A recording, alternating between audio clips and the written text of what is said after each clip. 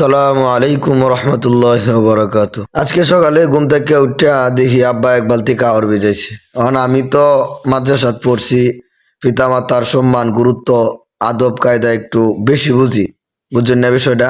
একটু কইলাম আর কি, আপনারা আবার মাইন্ড করুন না যে।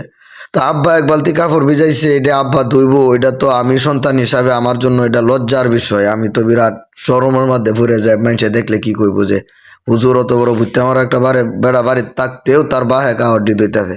যাই হোক, আব্বারে কইলাম আব্বা তোমার কাওয়ার দেওয়া লাগতো না, কাওয়ারটি আমারে দেও, আমি ধুয়ে দেই।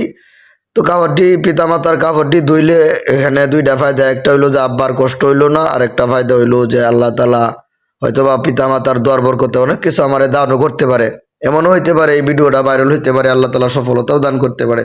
তো আমার ক্যামেরাম্যান হয়েছে ফাঁক না ক্যামেরাম্যান, হ্যাঁ, যখন দেখতেছে কাপড় দেওয়া দেরি হইতেছে, তখন কি করলো, আমরা যে দাওয়ামারি লাগছে এই দানের একটু ভিডিও করে আলছি।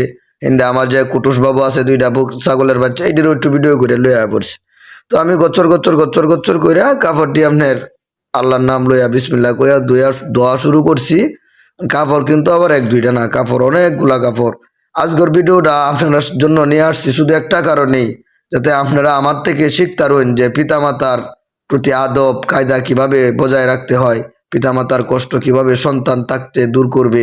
এই জিনিসগুলো যেন আপনারা আমার ভিডিও থেকে শিখতে পারেন, এই জন্য আজকের ভিডিওটা আপনার জন্য নিয়ে আসলাম।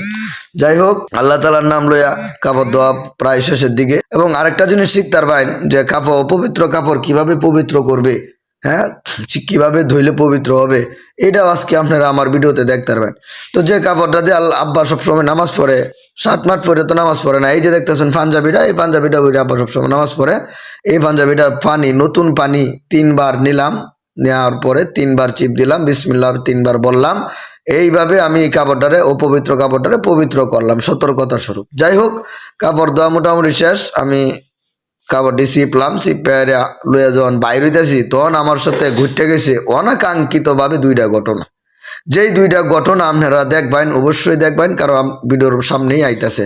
তো অনাকাঙ্ক্ষিত ঘটনার মধ্যে একটা ঘটনা হলো, আমার যে বড়ির বাচ্চাটা আছে, এটা দেখে সবাই আগে মাশাল্লাহ কয়েন। এই বড়ির বাচ্চাটা আমার হিস লইলছে, পরে একটু লইয়া আদর যত্ন করলাম। এরপরে যখন আমি কাপড়টি লইয়া বাইর হইতেছি, বাইর হইয়া হাইরে দরটা খুলিয়ে দিই, আমার কতটি কবুতর আছে আপনারা জানুন। এই কবুতরটি, হ্যাঁ, আমার দিকে এমন ভাবে তাকাইছে, মায়াবী দৃষ্টিতে তাকাইছে, যার কারণে আমি তাদেরকে খাবার না দিয়ে পারলামই না। যার কারণে এরপরে আমি কি করলাম, 2লা দান করতে আই না, তারা কাওয়ান দিলাম। আপনারা জানেন এই কবুতর গুলা আমার খুবই শখের বসেই আমি এইগুলারে পালি। এইগুলা থেকে আমার চারানাও লাভ নাই, শুধু চোখের শান্তি, মনের শান্তি, এটাই, আর কিচ্ছু না। এই যে দান খাওয়াইতেছি, তারা বাচ্চাও দেয় না।